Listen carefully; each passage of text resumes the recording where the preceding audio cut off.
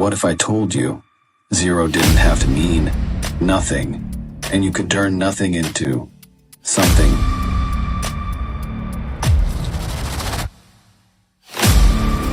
How do you get more of the things money will buy and all of the things that money won't buy? Now, money is not the most important thing in life, but it is reasonably close to oxygen. I mean, you know, when you need it, you really do need it.